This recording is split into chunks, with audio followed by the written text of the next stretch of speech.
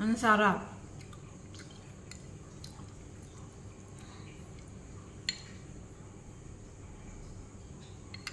Ay.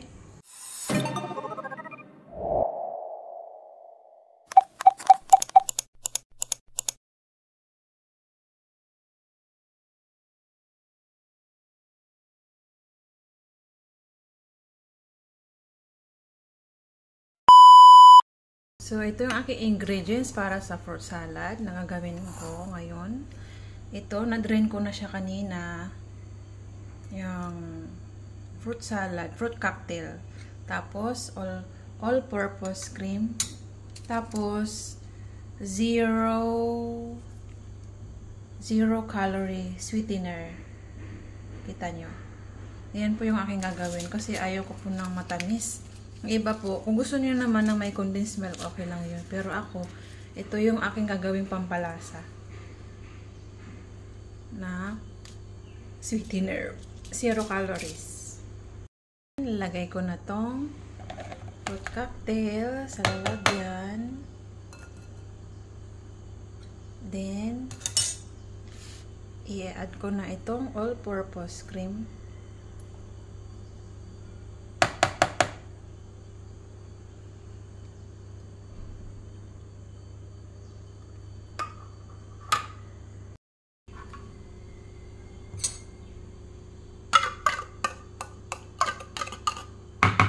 Simutin natin. Sayang po eh. Simutin natin itong all-purpose cream.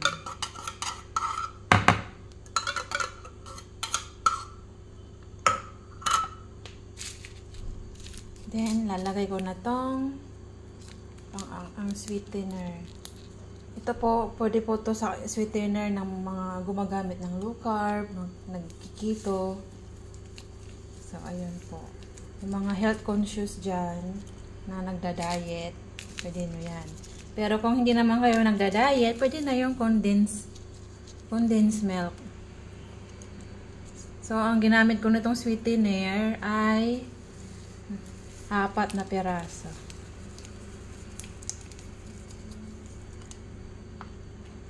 Hindi po ito sponsor guys ha. So, ayan.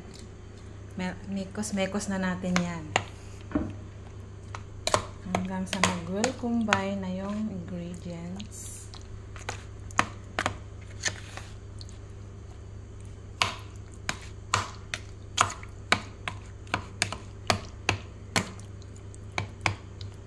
Ang ganda ng all-purpose cream dito sa sa Singapore.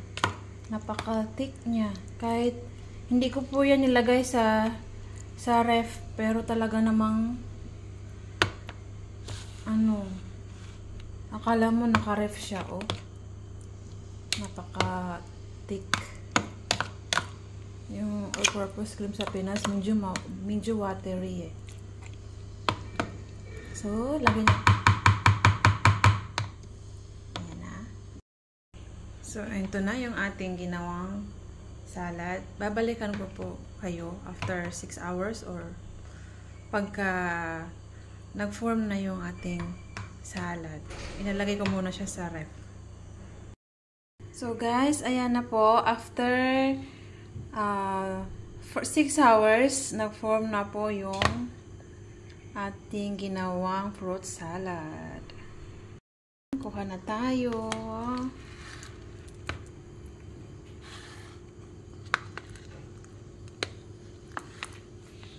Ang likot naman itong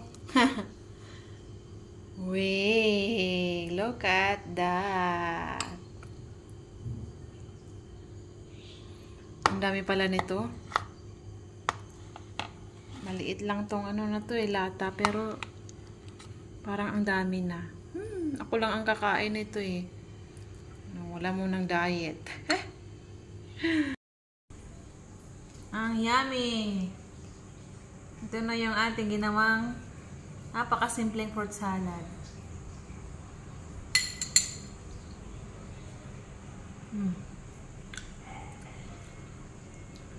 Apat na ingredients lang po ang ginawa dito.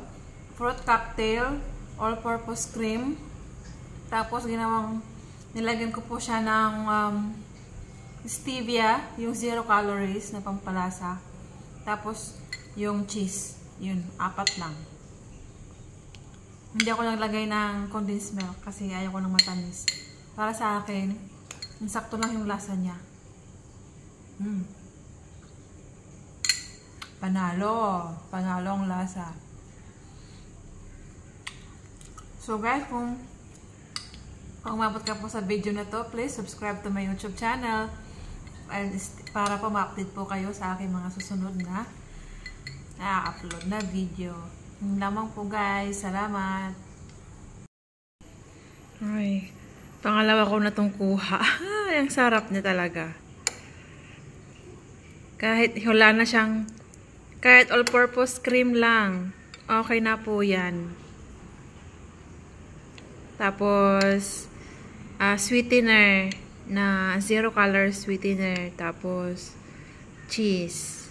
Ayun lang yung aking pampalasa dyan. Kasi ayaw ko po ng matamis. Super yummy. Diba, hindi siya watery. Ganito po yung salad na gusto ko. Hindi siya watery. Napaka-thick niya. O, diba? All-purpose cream lang yan. Kahit nga all-purpose cream lang kasi tinikman ko siya. Malasang malasa na.